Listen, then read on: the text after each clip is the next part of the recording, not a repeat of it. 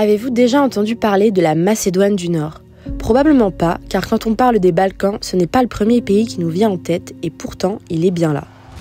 Mais sans accès à la mer, à peine plus petit que la Bretagne et enclavé entre de gros pays tels que la Grèce, l'Albanie ou encore la Serbie, on peut comprendre pourquoi la Macédoine reste dans l'ombre. Mais alors pourquoi personne ne va en Macédoine ? Est-ce seulement à cause de sa taille, de sa situation géographique ou de son histoire méconnue et complexe ? Nous avons passé 3 semaines à essayer de percer les secrets de la Macédoine du Nord et voici ce que ça donne.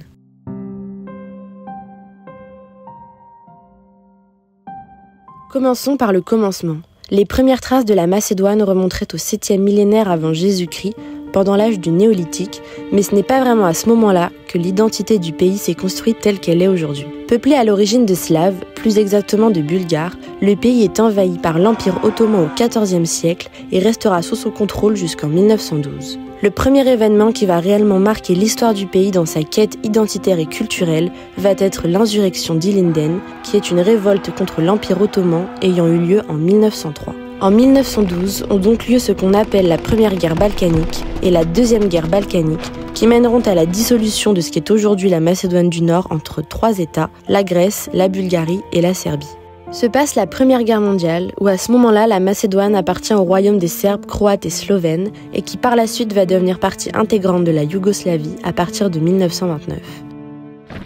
Arrive alors la Seconde Guerre mondiale, moment auquel la Macédoine revient finalement entre les mains de la Bulgarie. Il faudra attendre 1944 pour que la République populaire de Macédoine soit proclamée comme État en tant que tel et devienne l'une des 6 républiques formant la Yougoslavie sous le règne de Tito, premier président communiste de Yougoslavie. Cependant, une partie de la Macédoine reste sous occupation grecque. Interviennent alors de nouveau le mouvement de libération de la Macédoine, une organisation de révolutionnaires connue sous le nom de VMRO, dont la création remonte à l'occupation ottomane. C'est à ce moment-là, quand le pays est éclaté entre plusieurs puissances, dont la Grèce, l'Albanie, la Serbie et la Bulgarie, que les Bulgares décideront de déporter plus de 8000 Juifs de Macédoine, où près de 7000 d'entre eux seront assassinés au camp d'extermination de Treblinka en 1943. La population juive qui était présente sur le territoire depuis des millénaires s'est malheureusement quasiment en totalité éteinte pendant la Seconde Guerre mondiale. Il ne resterait aujourd'hui qu'à peine 200 Juifs en Macédoine du Nord. Mais en 1945 est finalement proclamée la République socialiste de Macédoine, avec la mise en place de sa propre langue et des premières élections ainsi que la création d'un gouvernement. En 1946 éclate une guerre civile en Grèce et c'est alors que la portion de la Macédoine sous occupation grecque en profite pour se rattacher au reste du pays. S'ensuivent alors de nombreuses années où les Macédoniens vont devoir bâtir une économie et une identité mais aussi se remettre des blessures et drames du passé. Il faudra attendre les guerres yougoslaves et l'effondrement de cette dernière dans les années 90 pour que l'indépendance de la Macédoine soit proclamée le 25 juin 1991. Mais les complications ne s'arrêtent pas là. Le terme Macédoine peut porter à confusion car les Grecs revendiquent ce terme comme faisant partie de leur patrimoine historique, car dans l'Antiquité les Macédoniens désignaient les ancêtres des Grecs, mais aussi car le territoire de Macédoine appartient culturellement à l'origine à la Grèce. La Grèce s'oppose donc à l'indépendance de la Macédoine sous ce nom-là et lui demande de changer de nom mais aussi de drapeau. Les tensions entre les deux pays font rage mais elles s'apaisent un peu quand le pays est admis à l'ONU sous le nom provisoire d'ancienne République yougoslave de Macédoine. La lutte de la Macédoine pour l'indépendance ne s'arrête pas là car en 2018, il lui faut à nouveau changer de nom pour devenir la République de Macédoine du Nord suite au blocage de la Grèce vis-à-vis de la Macédoine pour entrer dans quelconques organismes internationaux. Tout ceci n'est bien évidemment qu'un résumé simplifié au maximum de son histoire complexe. On peut voir qu'au fil des siècles, la Macédoine a connu de nombreuses guerres, occupations et revendications qui l'ont menée à ce qu'elle est aujourd'hui. Prenons maintenant la direction de la capitale du pays, la ville de Skopje.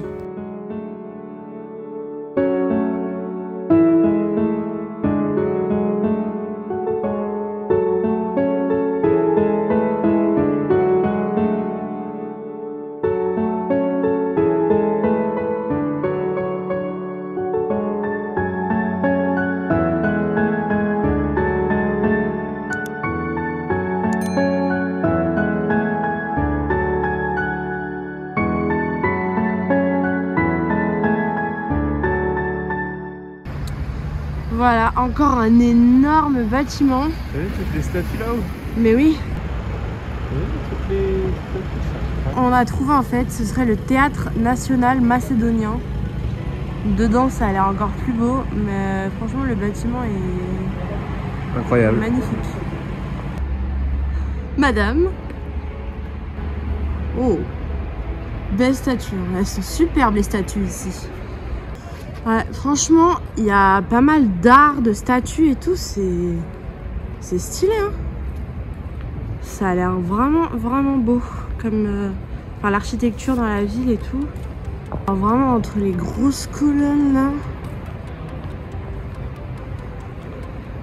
Là, il y a encore des statues. Bon, ça fait un peu gris malheureusement à cause du temps, mais là, il y a 2 harpistes là. Ah, c'est sympa hein, quand même. Oula, il y a un autre beau bâtiment là-bas. Il est impressionnant aussi. Hein. Et donc quand on continue par là, on a le devant du théâtre national du coup. L'avant a l'air superbe aussi. Ah, le bâtiment est vraiment beau. Hein. Avec toutes ces statues là-haut, là il y a de l'or à moitié aussi on dirait. Et là je continue sur le parvis du théâtre. Ah, c'est vraiment... l'architecture a l'air vraiment sympa. Hein. Par contre, sans rire, c'est vraiment impressionnant. Là, il y a encore des statues ici. Il y en a encore de l'autre côté, des grosses statues. C'est la ville aux statues, je crois. Il y en a une énorme ici. Il y en a encore là-bas. Et enfin... Là, on est rentré dans le musée mémorial de l'Holocauste pour les Juifs de Macédoine qui ont été déportés. Et l'entrée, c'est pour 2 personnes, 200 MKD, donc ce qui fait moins de 4 €. Même si notre découverte de la ville ne se fait pas dans les meilleures conditions, c'est une ville riche en histoire et fascinante que nous découvrons. Elle a toujours joué un rôle important au fil des siècles, d'avoir été la capitale de l'Empire serbe au XIVe siècle à avoir été l'une des plus grandes villes des Balkans au XVIe siècle. Elle n'a pourtant pas connu que des moments de gloire entre incendies, famines et tremblements de terre, mais elle a su se relever malgré les épreuves et se reconstruire, notamment après le terrible séisme qui l'a presque entièrement détruite en 1963. Depuis les années 2000, la ville souhaite affirmer son rôle de capitale européenne par son urbanisation et son architecture grandiose. On retrouve d'ailleurs de nombreux clins d'œil à plusieurs grandes capitales, telles que Madrid, Londres ou encore Paris. C'est tout de même un quart de la population du pays qui vit ici, et elle est à elle-même le symbole d'une Macédoine libre et fructueuse. La place principale de la ville, tout simplement la place de Macédoine. Qui est franchement trop belle. Ouais, qui est franchement sympa. Franchement, la ville de Skopje là, en Macédoine, waouh, ouais. Super belle. L'ambiance est tranquille. Ça fait pas capitale bondée et tout, mais il y a des choses à voir.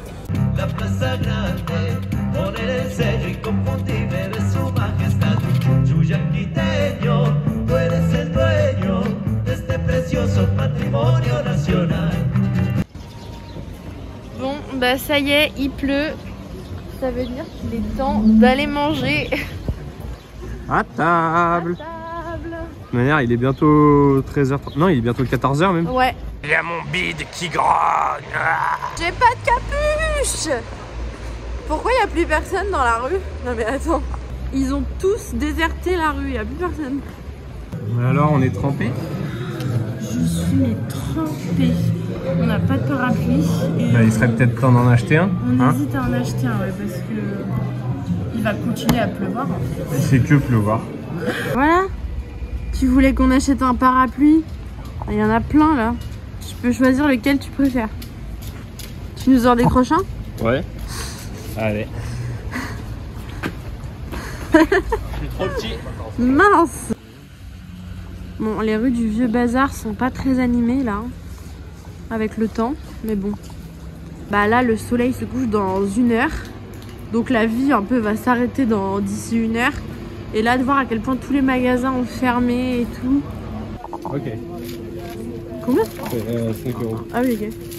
Bon, bah il va avoir son parapluie, hein. Non mais alors là, je rêve, mais j'hallucine quoi.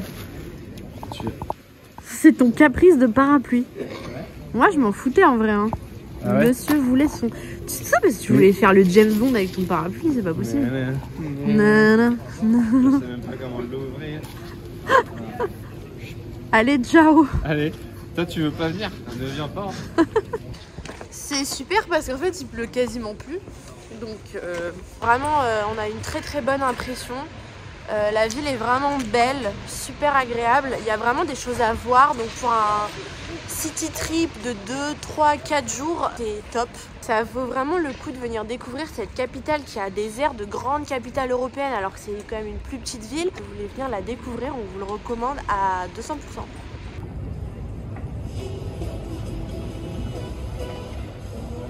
On se retrouve donc pour cette nouvelle journée à Skopje. Il fait toujours aussi moche. Il fait toujours gris, mais là la luminosité elle est en train de m'éclater les yeux. Là j'arrive à peine à les garder ouverts parce que le ciel est très blanc, très vif. Enfin bref, du coup on va aller voir 2 musées qui sont sur l'histoire de la Macédoine. Le musée national de Macédoine et un autre, le musée de la lutte macédonienne qui est plus du coup tourné sur l'indépendance du pays. Donc voilà, on va aller voir ces 2 musées. Musée militaire, musée d'art contemporain et le musée de la République de Macédoine. Donc c'est celui-là qui nous intéresse. Il y a quand même pas mal de musées. Par ici. Oh non, ça recommence. Fort Boyard, ça recommence. Bah je sais pas, au bout là-bas. Ça nous dit qu'on est arrivé, mais genre il n'y a même pas de panneau pour dire que c'est un musée ou quoi. On a l'impression juste qu'on va rentrer dans des bureaux. Donc, si ça se trouve, on va aller demander du boulot. On va... si ça se trouve... Non mais attends, on dirait pas du tout un musée. Il n'y a même pas de... Il n'y a rien qui te dit que c'est... On a réussi à trouver l'entrée. Et du coup, ils nous ont demandé si on était étudiant. On a dit bah oui, on est étudiant. Du coup, on a payé...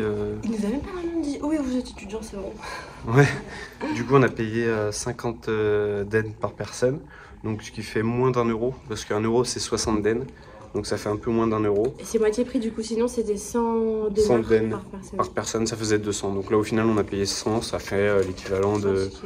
1,80 €, on va dire, l'entrée du musée, donc c'est vraiment pas cher. Bah c'est cool aussi quand les musées ils sont accessibles parce que des fois, il y a des pays où les musées ça coûte très cher aussi. Très cher, donc, ouais.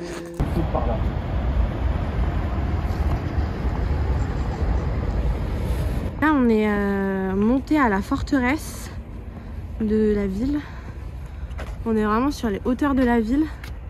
On voit pas grand chose à cause du ciel couvert avec le soleil qui se reflète droit sur nous, mais il y a quand même une vue sur toute la ville. Et là-bas, les monts étaient pas enneigés avant-hier. Et là, ils le sont. Tous les monts là-bas sont enneigés.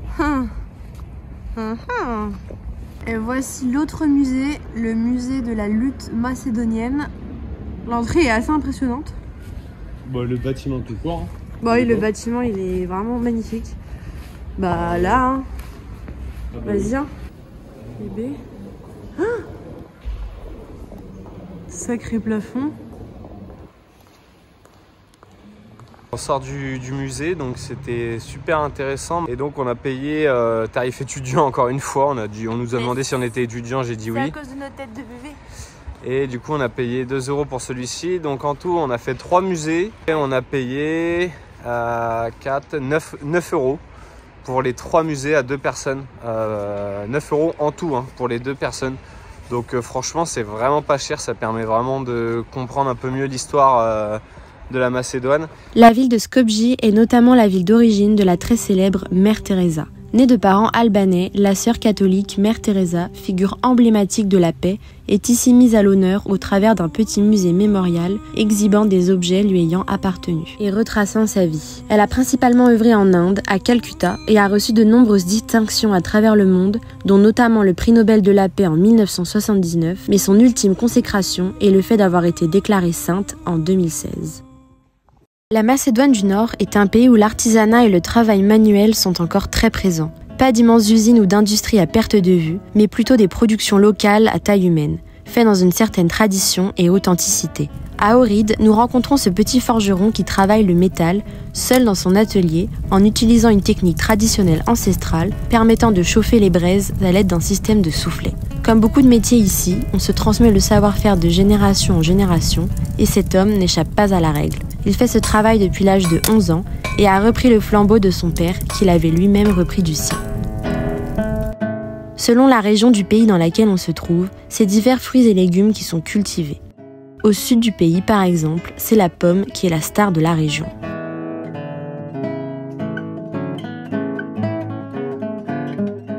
Et il nous propose de prendre des pommes.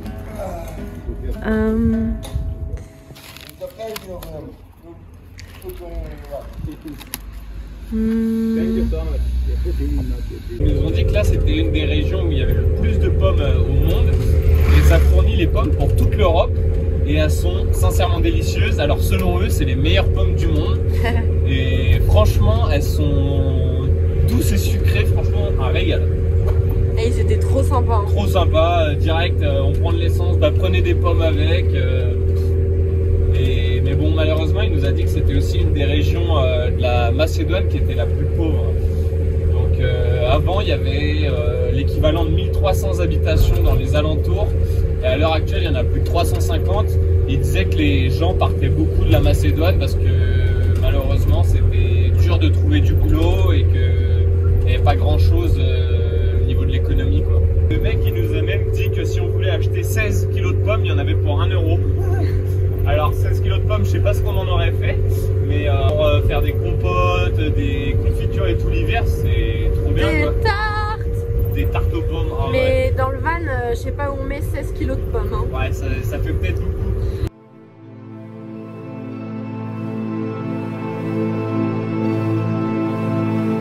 Il semblerait que le niveau de vie de la Macédoine du Nord soit effectivement relativement faible, avec notamment des salaires très bas. On retrouve des traces de pauvreté évidentes, mais il semble exister un certain contraste entre une grande partie de la population. Autre chose qui nous interpelle sont le nombre de casinos au kilomètre carré qui inondent littéralement les rues de chaque ville et même du moindre village où on ne voit jamais personne ni y rentrer ni en sortir. Nous n'affirmons rien, mais vous laissons vous faire votre idée de ce à quoi ces casinos pourraient potentiellement bien servir.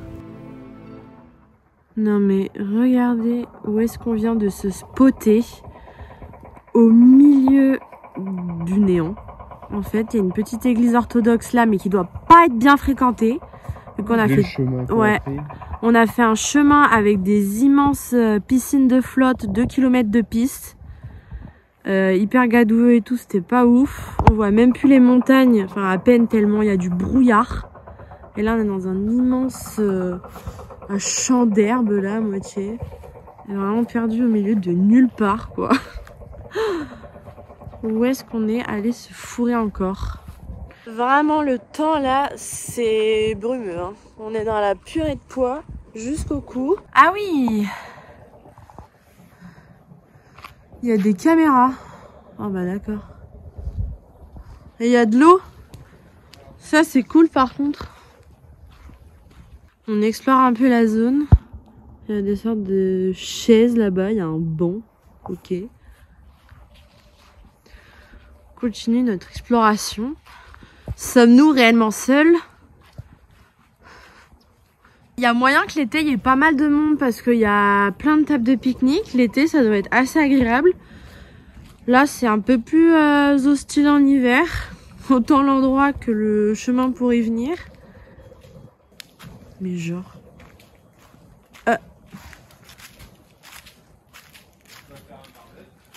Il y a des couvertures carrément. Oh, il y a une sorte de poubelle éventrée. T'as vu?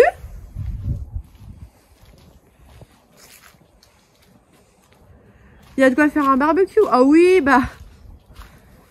C'est la saison. What?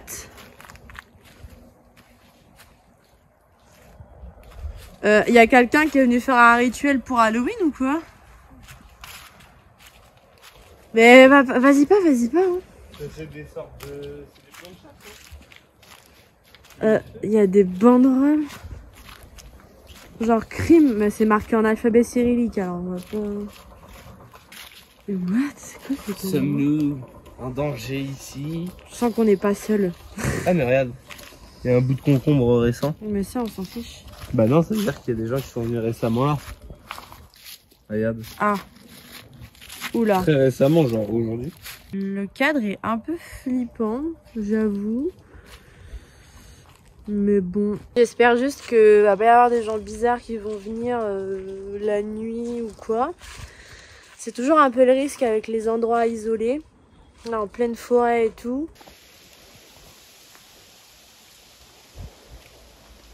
You work from here? Yes. Online, digital. Online, huh? Yes. Okay, nice job. Yes. Do you understand Macedonian language? No. No. No. Balkanian? Little cheap Shkiptar. Shqiptar? Yeah, Shqiptar. Donc comme vous pouvez le voir dans la séquence juste avant, nous avons bel et bien eu de la visite hier soir aux alentours de 22 h. Comme quoi, j'avais dit quand on arrivait sur le spot que j'avais l'impression qu'on allait avoir de la visite et tout. Après je savais pas quel genre de visite, mais je sais pas, je sentais qu'on allait clairement croiser quelqu'un sur ce spot, même si on est perdu au milieu de nulle part. Ce qu'il faut savoir, c'est que là, on est à seulement 8 km de la frontière du Kosovo. Donc vraiment tout au nord, on est tout au nord de la Macédoine. Donc pas très loin de la frontière. Et du coup, il y a 2 gars de la police des frontières qui sont venus toquer à la porte du van. Enfin, c'est toujours un peu flippant quand il fait nuit noire, t'es tout seul voilà, dans un endroit un peu isolé. Et que là, d'un coup, t'entends des pas, des voix qui se rapprochent. Et après que ça toque à la porte du van, quoi. Tu peux pas savoir sur le coup qui c'est, de quoi il s'agit et tout. Donc c'est toujours un peu flippant. Et donc on a eu notre premier contrôle d'identité en 1 an et demi de voyage. Donc faut une première fois à tout. Mais voilà, ils ont contrôlé nos identités, ils ont pris nos passeports, ils nous ont posé plein de questions. Qu'est-ce qu'on faisait là? Pourquoi on était là? Est-ce qu'on comprend le macédonien, etc. Enfin, pas mal de trucs. Après, ils étaient pas méchants, mais juste un petit peu impressionnants parce que ils avaient des assez grosses armes, voilà, avec eux. Donc, pas trop envie de rigoler non plus, mais après, voilà. Et ils ont vu, du coup, en regardant nos passeports, qu'on avait été au Kosovo. Ils ont vu le tampon du Kosovo et tout. Donc, bon, il me semblait pas qu'il y ait réellement de tension entre la Macédoine et le Kosovo. Je pense qu'il n'y a pas de souci particulier. Mais du coup, voilà, ils ont un peu regardé tout ça. On avait peur qu'ils nous disent peut-être de partir, qu'on n'ait pas le droit de rester ici. Ils ont dit non, bon, c'est bon, ok, mais après, on n'est pas loin, on est dans la zone de l'église et tout. Mais c'est bon, vous pouvez passer la nuit et tout. On leur a dit qu'on partait le lendemain.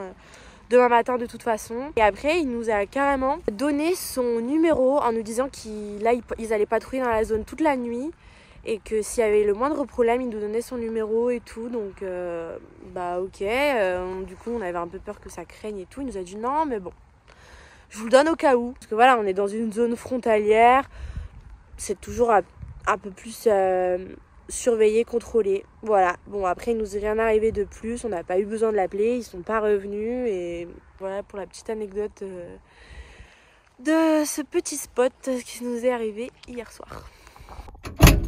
Oh, malgré la pluie, au moins on a quand même le droit. Ah mais il y en a même un dos, un joli arc-en-ciel, t'as vu, il y en a même un juste derrière. Oui. On voit pas trop. La pluie qui nous revient sur la Avant que la pluie nous revienne dessus. Bon allez, il est temps pour nous de partir. Ça glissouille le sol. Un peu, ouais. Il y a un 4x4 qui est arrivé là-bas. Attends, on le voit pas. Là-bas, là, un 4x4 blanc. Aucun souci. Par contre, nous, pour repartir, s'il y a des grandes flaques comme ça, déjà qu'il y en avait à l'aller, mais vu comment il a plu cette nuit, ça doit être encore pire là. Ça va être un peu chaud pour nous.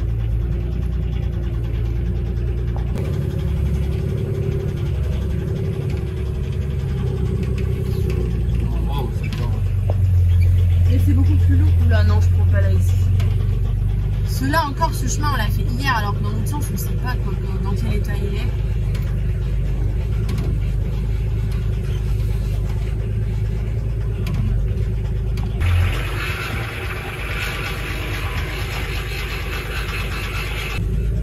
C'est quand même des sacrées piscines, hein. Oh là là.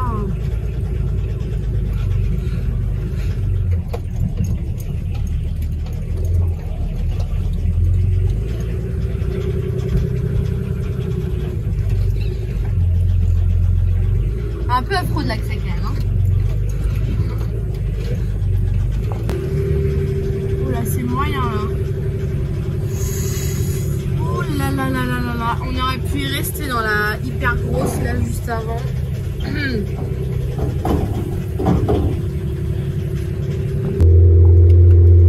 est enfin sorti des petits villages. Pas de mal parce que là j'avais l'impression qu'on n'allait jamais s'en sortir. On a fait 5 km en 20 minutes. Oula, il n'y a même plus de barrière. Bon là la route va être très montagneuse, hein, mais on n'a peut-être pas choisi la meilleure route. Pour changer. Alors là, ça c'est la petite surprise à laquelle on ne s'attendait pas. Il y a un petit tunnel.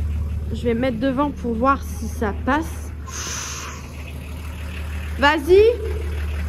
Vas-y, vas-y. Bien au milieu. Au milieu. Oui, c'est bon, c'est bon, c'est bon. Décale un peu.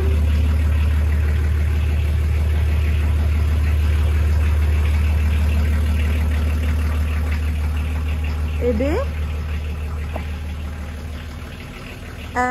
c'est juste, hein. Oh là là, mais c'est quoi cette route?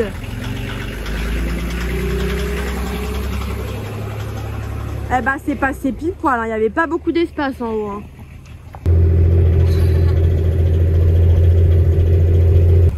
On a encore un pont. Bon, là c'est bon, ça passe. Maxi flotte par terre. Bon, il va y en avoir encore beaucoup des farces comme ça sur cette route.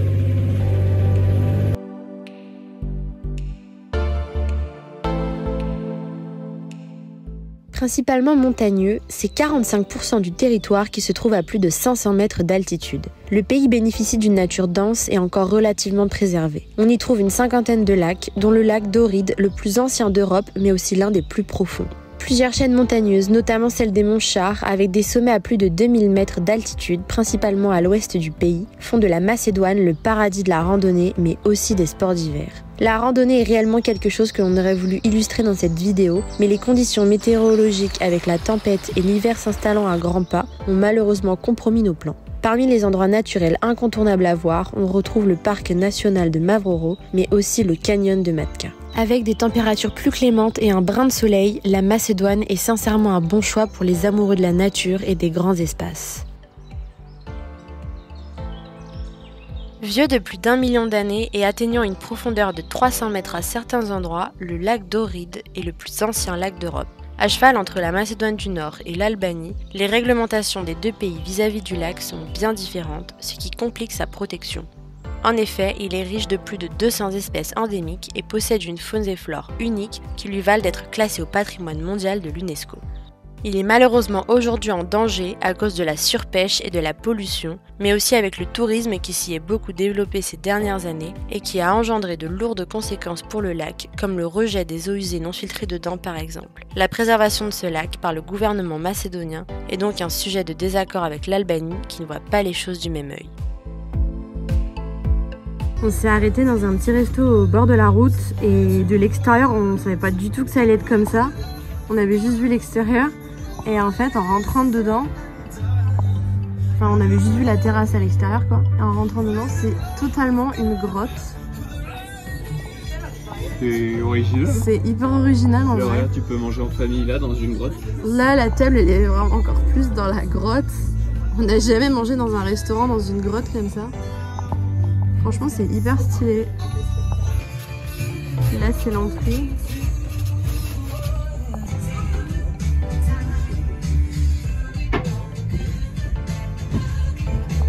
Bon, il y a 2-3 compagnons qui ont très envie, mais voilà. Le loup là, c'est trop marrant. Là, ah, il y a un sanglier. Il y a un sanglier. Là, il y a une peau de loup. Ouais. Ah, super. Là-bas, il y a une sorte de, je sais pas quoi, chevreuil, biquette. Là aussi. Ils te surveillent pendant que tu manges, ils veillent sur toi. Merci les gars. C'est cool. Compte sur vous. Hein. Dis donc, j'ai même pas filmé ce qu'on avait dans nos assiettes. Ah bah c'est déjà terminé. Bon, on a mangé un peu trop vite. Moi, c'était du poulet avec des champignons. Petite sauce et tout. Petite sauce et tout. Moi c'est de la vache avec du fromage et du bacon par-dessus. Ouais. Et une petite sauce champignon. Ah, là, on a des frites au milieu avec du fromage parce que sinon, moi, j'avais pas d'accompagnement. Ben, on a... s'est jeté dessus directement. La ville de Tetovo est un passage important dans notre périple macédonien. C'est en effet une pièce du puzzle pour comprendre une partie de l'histoire et de la culture de la Macédoine. Cette ville est particulière car elle a une population majoritairement d'origine albanaise à 80% environ. Aujourd'hui, ce serait près de 30% de la population du pays qui serait considérée comme d'origine albanaise, due aux morceaux de territoire de Macédoine ayant appartenu un moment à l'Albanie au XXe siècle. Mais les idéologies parfois dissonantes entre les deux ethnies ont entraîné une crise sociale dans les années 70 où le nationalisme albanais s'est renforcé, poussant le nationalisme macédonien à se renforcer davantage lui aussi, laissant la communauté albanaise au statut de communauté largement minoritaire. En effet, nous avons d'un côté une population orthodoxe et de l'autre une population musulmane. Les deux communautés se mélangent peu et d'une part et d'autre se créent leurs propres institutions chacune dans leur langue, écoles, radios, associations sportives et ainsi de suite. À la fin des années 80, de nombreuses manifestations ont lieu venant des Albanais protestant avoir moins de droits que les Macédoniens dans la constitution du pays. La situation finit par s'apaiser, mais les conflits reprennent de plus belle quand en 2001, l'UÇK, l'armée de libération albanaise du Kosovo, ayant lutté contre les Serbes 2 ans plus tôt, intervient aussi en Macédoine dans le but d'annexer les régions peuplées d'Albanais au Kosovo.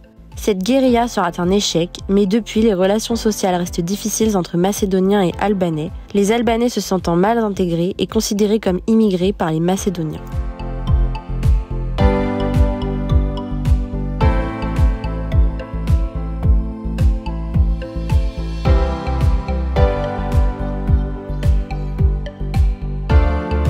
C'est notamment à Tetovo que se trouve un bijou d'architecture, la mosquée peinte de Sina Paches. Unique en son genre, elle est considérée comme l'un des plus beaux édifices religieux de tout le pays et est entièrement peinte à l'extérieur comme à l'intérieur. Elle a été construite en 1438 par 2 sœurs originaires de la ville qui y reposent toujours.